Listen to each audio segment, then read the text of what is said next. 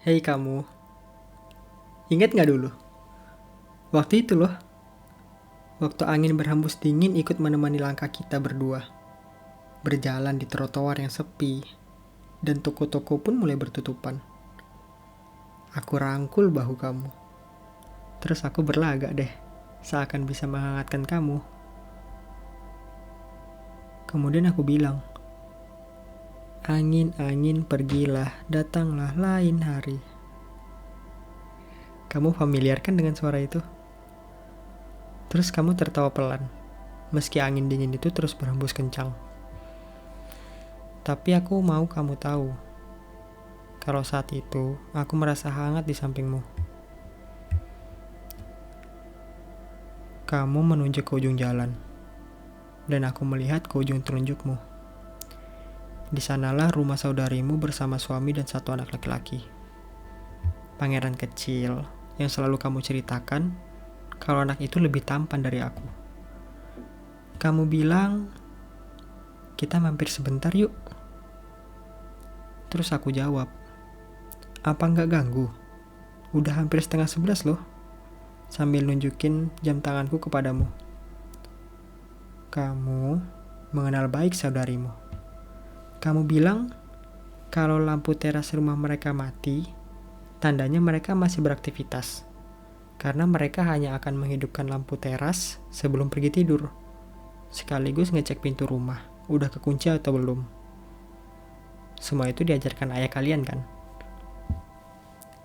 Di dalam rumah, segelas teh hangat dengan sepotong jahe adalah bentuk perhatian darimu untukku. Terima kasih sayang, kataku dengan lembut ke telingamu, yang aku juga gak mau terdengar oleh kakakmu dan suaminya. Ya aku malu. Terus, kamu berikan kecupan kecil ke dahiku. Itu lebih hangat dari semua yang terjadi malam itu. Kebaikan kakakmu yang menawarkan agar aku menginap saja malam itu membuat diri ini merasa semakin gak layak. Dan terus berpikir, gimana jika ada pria lain di luar sana yang lebih bisa ngebahagiain kamu? Maaf kak, tapi aku gak enak ngerepotin, kataku menolak sopan. Kemudian kamu peluk aku erat, terus berpesan, nanti setibanya di rumah untuk segera mengabari kamu. Aku pamit pulang. Hei kamu, ingat juga gak dulu? Kalau kita pernah nyanyi bareng loh di taksi online. Itu saat tanpa sengaja radio memutarkan lagu kesukaan kita, Perfect by Ed Sheeran. Nyanyi sampai kehilangan akal, terus drivernya juga keganggu. Ya pokoknya dunia serasa hanya milik kita berdua. Sedangkan drivernya cuma numpang.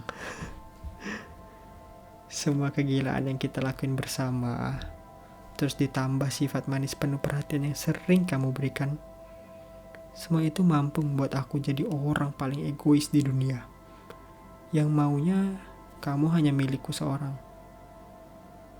Jadi punya aku aja ya, jangan yang lain, kataku sambil mengelus pelan perbatasan kening dan ratusan rambut halusmu saat itu. Semuanya teringat baik. Dan masih banyak kenangan lainnya yang jika berbentuk dedaunan pohon tentu akan berguguran. Momen saling merindu juga pernah kita rasakan. Karena memilih jalur kuliah masing-masing. Kamu kan pilih kuliah sastra Jepang tuh. Karena kamu suka banget sama kartun Jepang. Aku keterima kuliah di Jepang, katamu dengan wajah gembira. Aku hampir keserak bakso loh. Bakso Mang Dadang, tempat bakso favorit kita. Itu tandanya kita akan berpisah jauh untuk waktu yang lama. Setelah jutaan rupiah kita habiskan untuk membeli kuota demi melepas rasa rindu, akhirnya kamu pulang. Aku di seberang jalan nungguin kamu dalam diam. Ya, meski di luar ramai sih. Ramai orang yang juga menanti keluarganya di bandara kembali dari luar negeri. Aku ngeliat kamu. Ya, meski kamu terlihat berbeda, tapi aku tetap dengan mudah mengenalimu. Gak tahu dah tuh dari mana warna rambut berasal. Bagaimana bisa kamu sekarang menyukai sepatu boot tinggi? Tapi wanita yang aku cintai tidak pernah berbeda. Aku mengingat semuanya. Seakan rasa itu masih terjadi hingga saat ini. Hei, kamu lagi. Jauh sebelum semua kenangan itu, aku mau menceritakan kembali saat-saat kita yang itu. Boleh kan? Iya, yang itu. Saat pertama ibu kamu tahu kalau kita sudah lebih dari sekedar teman. Di ruang tamu, kamu mengatakannya. Di depan aku dan ibumu loh. Sebelum akhirnya kamu masuk ke kamar meninggalkan aku dan wanita yang sama cantiknya dengan kamu. Kamu sempat berpesan kepada ibumu. Ibu, jangan ceritakan yang aneh-aneh. Tidak pernah suasana menjadi secanggung itu sebelumnya. Karena sudah sejak kecil aku sering main ke rumahmu kan. Bahkan ibumu dulu juga bilang kalau rasanya ia memiliki anak laki-laki. Sebuah foto baru terpajang rapi di ruang tamu rumahmu. Itu membantu memecah rasa canggung saat itu.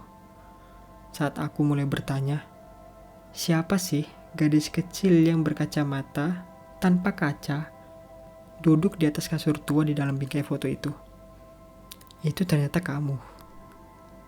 Ingat kan? Ingat gak kamu sama foto itu? Ibumu juga menceritakan bagaimana perjuangan tim balet kamu berkompetisi dengan lawan yang curang, hingga tim balet kalian berhasil keluar sebagai juaranya. Dari semua cerita yang ibumu sampaikan, ada satu cerita yang paling membuat aku tertegun kaku tak bisa berekspresi apapun. Itu adalah saat ibumu bercerita tentang harapanmu di malam ulang tahun kamu yang ke-9. Harapan yang berisi kalau suatu hari nanti kamu ingin menjadi seperti ibumu dan aku menjadi seperti ayahmu yang saling menyayangi satu sama lain. Aku terdiam, kaku, tanpa kata. Semua itu sudah lama berlalu, dan kini tidak ada yang bisa aku lakukan untuk mengembalikannya. Hei, kamu mungkin bosan mendengar cerita lama kita. Oh iya, ingat gak tengah malam itu? Kalau gak salah, waktu SMA dulu, saat aku menyelinap di dalam rumahmu yang sedang ditinggalkan karena semua orang sedang berlibur, kecuali kamu. Memutarkan musik kesukaan kita, mematikan beberapa lampu untuk menghidupkan suasana. Kita menari, memutari seisi rumah termasuk dapur, yang merupakan tempat bersejarah bagi kita saat dimarahin ibumu karena memberantakan bahan-bahan kue yang tengah ia persiapkan. Oh iya, bagian tangga. Ingat gak bagian tangga? Saat itu loh, kamu melompat dari anak tangga dengan tatapan yakin. Tatapan yang seolah berkata, kalau aku akan menangkapmu, seperti superhero di film yang kamu tonton. Aku ingat semua itu. Kini aku tersadar kalau aku sudah tersesat terlalu jauh dalam indahnya hubungan kita. Mungkin karena aku yang dulu meminta terlalu banyak, kamu yang sekarang mampu merobek lukisan favorit yang pernah kita buat bersama dulu. Semua itu rusak, seperti janji yang juga pernah kita ucapkan untuk selalu bersama. Kamu bilang saat ini kamu hanya ingin jujur dengan perasaanmu kalau kita tidak lagi bisa bersama, dan kamu harus melupakan semua kenangan kita. Saat ini tidak hanya lukisan kita yang terkoyak, tapi juga diriku, hatiku. Pagi ini kita kembali bertemu. Kamu hadir untuk mengantarkan seluruh barang yang pernah aku titipkan untuk kamu jaga. Dulu, kita melakukannya bersama. Tapi kini hanya tempatku yang menyimpan barang-barang kita.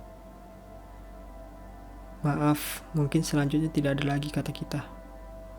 Karena kini aku akan belajar mengikhlaskan kamu dengan dia.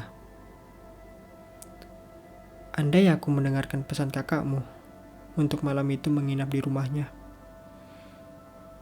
mungkin aku nggak akan ketemu tuh sama sekumpulan pemuda mabuk di jalan dengan pecahan botol bir di tangannya. Aku pamit sayang.